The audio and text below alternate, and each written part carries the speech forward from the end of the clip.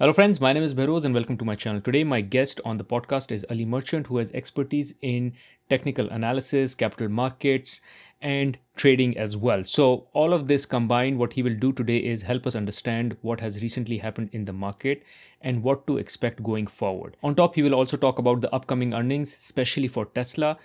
How has Tesla been performing? What are the expectations from the earnings coming in from Tesla? And what should be your approach in terms of investment in Tesla, or for that matter in the market altogether? Now, in case you find any value from this video, please make sure you press the like button. This keeps me motivated, and more importantly, subscribe to the channel as well, because on this channel I share content pertaining to how you can achieve success in your career and build wealth. So if any of these topics are of interest to you, this channel is right for you. Now, without further wait, let's get rolling into the podcast. Thank you, Ali. Thank you for joining again. So, last time when we connected, you were very bullish on the market. And since then, a lot has changed in a very short amount of time. Like the speed of change is just beyond my grasp. And a lot has changed. So, I wanted to bring you in again and talk about what is your sentiment now? Where do you see the, and not just your sentiment, like how do you read the market? What is the sentiment of the investor now? And for that matter, basis that sentiment, how do you feel where the market will be progressing in the near future with all the changes that have happened? Plus, we also know that the earning season is here on us as well. So we'll be getting some results from there as well. So I'll stop talking. I'll just let you take us through your studies that you've done based on the recent information you have, and how do you predict the near future? So over to you, Ali. Thank you very much. Thanks for inviting me, bringing me on the program. So we had a huge gap since we spoke last time. I think it was end of January when we spoke about the Q4 earnings season. So here we are. We are in Q1 earnings season, and a lot has happened, and that was like beyond the expectation of most of the traders and most of the long-term investors in Wall Street.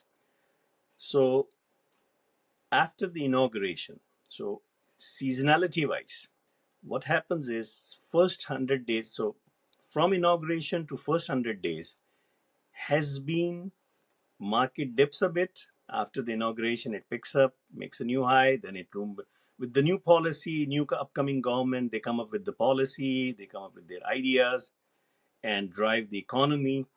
This time it has gone faster than expected. And we had the after the we had first incident of DeepSeek after the inauguration. Then the next weekend we had trade tariff full-fledged in the play, and a series of I would say changing environment that has changed a lot of things, right? So what we are going to talk today is the upcoming earning season, what the investors are going to look in the upcoming earning season. In everybody's mind at the moment is trade, trade war, trade tariff, the way it's going. There's been some progress, but not what the U.S. government, the U.S. administration is expecting. But it's going in the direction of some progress. There's been a hold of for 90 days on all except China.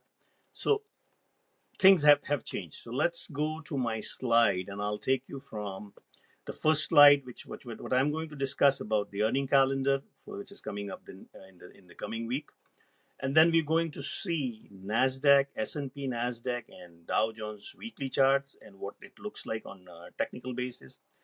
Another thing which I have added in this podcast is the American Association of Individual Investors Sentiment Survey and how it looks, and then we get into Tesla earnings preview. So on my first slide is all discussion point. Let's move to the second slide. So we have coming from starting Monday to Friday, we have a lot of technology earnings coming up. So I would say Tesla is the top of the list. On Tuesday aftermarket, then we have SAP, then we have IBM. On those both are on aftermarket. Then we have on Wednesday we have IBM, Texas Instrument, Lam Research, and on Thursday we have Google, Alphabet, and Intel. So a lot of technology earnings are coming. So what the investor is looking at is the impact of trade tariff war. What is the impact? And they Personally, I think there will be a very nominal impact because it's still in the process. But there will be some supply chain issue. That's probably going to be, producers are going to be on a very defensive mode. So that will be the key in this earning. And the other thing in this earning, the key thing will be the guidance. So earning does matter, but not a lot. It will be the guidance, what the CEOs of the companies are going to give the guidance in the upcoming quarters. So let's move to the next chart. Now here what I have put is S&P. So S&P 500 weekly chart. Now on this chart, if you see what S&P has done, that S&P came back to check January 2021 low. In January 2021, S&P was around 4,800 to 4,700. From there, it dropped. It broke through that in 2024, made a new high early this year in February. So as I was expecting that the market will be bullish, so S&P has made a high in 2025 after the inauguration. So that has actually worked well. Then all these trade tariff came into picture, and then we have seen a nice and a sharp drop. But one of the thing to note is we are still sitting on the trend line which I have drawn from 2023 low, August 2023 low, and we have tested January 2022 highs, which was the highest at that time. We dropped, and then we moved higher. We crossed that in 2024. We made a new high in February 2025. We are retesting that. As long as that area is contained, I would say this was a sharp correction. It's still a sharp correction. Again, market is down 25, more than 20-25%, which comes into bear market. But if you see on a longer term basis, the market was at high valuation levels. Right? Let's go and look at the Nasdaq 100. In the case of Nasdaq 100 made a high in 20 and the end of around November 2021, end of 2021. We dropped from there. We made a low in August 2023. From there, we moved higher. In 2024, we broke that high. We made all-time high. In the case of Nasdaq has made a high in the end of 2024. And Nasdaq was the first one to make a high, and then it came among the three indices: Nasdaq, Dow Jones, and S&P. And Nasdaq has dropped to retest 2020, late 2021 low high. It has retested. It's holding those levels. As long as these levels are held, it seems like that the market has taken a sharp dive, and now market is focusing definitely on trade tariff, and then on the earning season, right? So Nasdaq also looks like that it's either close to making a bottom or has made a bottom, and we will go into further analysis. Now let's say Dow Jones. In the case of Dow Jones has also made a high in 2025, right? Same situation with the Dow. Dow made a high in the late 2021 to early 2022. We retested that high, an all-time high around 2021, 2022, end of 2021, early 2022. Then it dropped. Then it made a low in August 2023, crossed through that high in after September, October 2024, and we have seen a new high in the later part of 2024. Yes, new high in later part of 2024, and we have seen a retest of that in February 2025. And from there, we are testing this trend line, which I'm showing that's a strong trend line. And as long as we hold 2020, 2021, and 2020, end of 2021 highs, retest, we are either close to making a bottom, forming a bottom, or we have formed a bottom. Now, to complement this argument, let me take you to the American Association of Individual Investor Sentiment Survey, which they do it on a weekly basis. So they basically look at how many individual investors are bullish and how many individual investors are bearish On this chart, if you see from 26th of March, the last survey in March was showing 52% of investors were bearish. Then we moved into the 2nd of April. 2nd of April, 62% were bearish. And now on 9th of April, 58%, 58.9%. And on 16th of April, we have about 58.9%. So we stay the same. So that means individual investors were extremely bearish in the first week of April. Right now, I will show you another chart which shows S&P versus the bearish the sentiment survey. Now, this chart I have taken from 2001.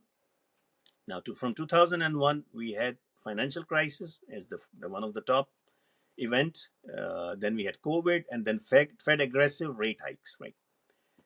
Even in COVID, in financial crisis, the bearishness, the individual investor being bearish was less than 60%. I mean, the top highest it went was 60%. In COVID, it was around somewhere around below 60%. It was like 58 to 59%. This is the extreme we have seen, 61.9% in the recent time.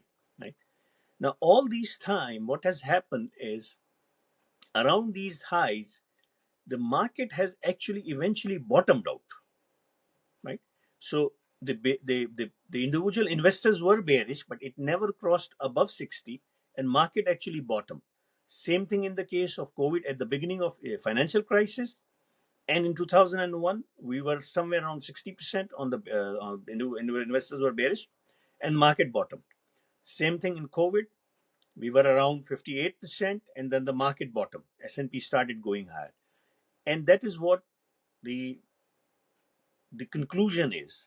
Looking at the history, we are either close to making a bottom or we already have made a bottom. So that suggests, and even when the Fed was going aggressive on the rate hike, 75 basis points on a consecutive basis in a row, even at that time, the investors were bearish about 60%. 60% were the maximum bearish sentiment was 60%. Okay. Now let's move into 1 second. Let me go to previous slide. Okay, one thing which I do is, as a TWT Learning, we provide professional trainings on markets, outlook, and everything. It's a mentorship program for 3.5 months. Anybody who is interested can reach out to my website, can reach out to my Twitter, and I have given my number over here. Now let's go into the interesting part of Tesla, because Tesla is the talk of town. Everybody talks about Tesla. Tesla numbers have been, delivery numbers has been a little bit lower than what they're expecting. So let's look at the Tesla 5-year chart, where I'm showing you prices versus revenue versus earning per share. So earning per share has been going down on basically, earning per share has been going down.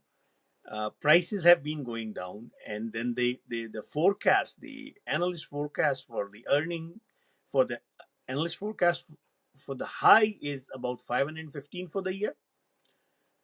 Some of them are saying highest is 515, median is 311, and lowest is 120. The financial health on the scale of 10, on the growth rating on the scale of 10 is 5.1%. On the profitability is 6.6%. On the cash flow, it's 6.7% out of 10, which is very good. And these have been taken from 100. It's a comparison of over 100 indicators compared with other companies, right? With the pairs and all. Right? So let me go. And some of the positive, bullish, bull and bear inside is Tesla holds more than debt on its balance sheet, right? So Tesla holds more cash than debt on its balance sheet. Prominent player in the automobile industry. Cash flow can sufficiently cover interest payments. So these are the pros. High return over the last year. Liquid asset exceeds short-term obligations. Analysts predict the company will be profitable this year. Right? Profitable over last 12 months. Right? High returns over the last decade. Strong return over the last 5 years. So these are all bull inside. But on the other hand, 13 analysts have revised their earning downwards for the upcoming period, which is not positive, trading at high earning multiples. Stock generally trade with high price volatility. So Tesla has a very high price volatility. Suffers from weak gross profit margins. Stock price movements are quite volatile. Trading at a high trading at high earning before interest and taxes, right? And trading at a high earning before interest and taxes, depreciation and amortization. Price has fallen significantly over the last 3 months, trading at a high revenue valuation multiple. And the final one is trading at a high price to book multiple, which is again the bear. So one is the basically bull inside, the other one is the one is the bull case and one is the bear case, right? So now the final what I have is the Tesla chart. Now this what I have taken is Tesla's monthly chart, and historically what Tesla has done, Tesla moves higher, a rally, then it goes into a rectangular formation. Then it pushed through the rectangle formation, a large rally, then it goes into a rectangle formation. Then it push into, like, that's what it's been doing since 2010. Then a large rally, and then into a rectangular formation. So my understanding of this earning is Tesla post earning to remain between 225 and 220 is the crucial level. Tesla maintains 220, 225 post earning, has a very good potential to go to 430 based on the historical rectangle pattern. So the rectangle pattern suggests that after a large rally, it remains in the rectangle for a longer period of time, like sometimes about 40 to 50 weeks. And so 220, 225 is crucial. If we hold that post earning, we are going to 430. In case we break, then we break it significantly, strongly down below 220, and we close on a monthly basis, end of April, below 220, then we are going to 120, 130. But I believe with all my understanding and all the valuation, with the valuation has come back to a little bit normalization, plus the what we have seen, the sentiments. So sentiments are suggesting that markets are either close to making a low, or market have already recorded a low. So that's all from my side for this earnings season. Thank you, Ali. Thanks a lot. So I have two questions for you before we end this, and this was amazing information. Thank you for sharing all this. Number one is, would you agree that this is more fear of unknown, uncertainty driven reaction as against a real business fundamental reaction? When I say business fundamental reaction, I mean the true impact of tariffs is probably unknown still. And this is more of a fear, uncertainty that has caused it. And the reason I was thinking is because market is primarily driven by the Magnificent Seven, right, for the most part, and they are all service industry. So the impact of tariffs on them would be minimal. Now, the tariffs may impact the rest of the industry, which may impact the economy, and hence eventually it may impact everything. But the disproportionate response that I've seen in the market seems like an overkill, at least for now. Would you have the same sentiment or agreement or no? I agree on certain part of it, because investors are always shy of uncertainty, right? So first thing is uncertainty. The other thing is the valuation. The valuation was much high, much it was high. The valuation were too high, so market needed a correction. Now, all on top of that, the icing on the cake was trade tariff. So trade tariff and all these uncertainty has created the move so sharp that everybody is on a back foot, and they are basically going to their drawing board to think what to do, what next, right? These uncertainty will clear over a period of time. Uh, there's a lot of money sitting in M2 money supply, Fed M2 money supply. The money is Fed at some point is going to cut the rate, maybe not immediately, the rate remains high for a bit, but eventually the rates are going to come down. And once the investor come to know that the rates are going to come down, the money market account and all those long term, sorry, the M2 supply money will come into the equities market. The other impact is the investors are scared of sell off in the US Treasury. So if you see that the 30 years bond is trading at 4 point somewhere around 4.4% or 4.08%, while 1 year Treasury bill is trading at 4.3%, and 10-year gives you around 4.8%, something like that. If I'm not 100% correct on the numbers, but long bonds, they're selling long bonds, 30 years bond, and they're getting into short-term Treasury T bills because the interest rate they think that it's going to remain higher for a bit in the short run. Short run. Got it. Thank you. And last question I have is: are you buying Tesla? I have Tesla ETF in my portfolio, and I still believe Tesla is an AI company. It's not EV. I mean, it's definitely electric vehicle company, but on top of that, they it's under the branding of I would be there. If I were there, I would basically classify it as AI company. And if you look at the Taiwan semiconductor results last week, those results are still prompting that AI theme is not over. They are still seeing higher revenue going forward. So their guidance is much better than, and they've been upgraded by UBS. So the guidance has been very good. So AI theme and technology theme is not diminishing, but there must be some sort of realignment where it comes to with the trade tariff and all those going on. Got it.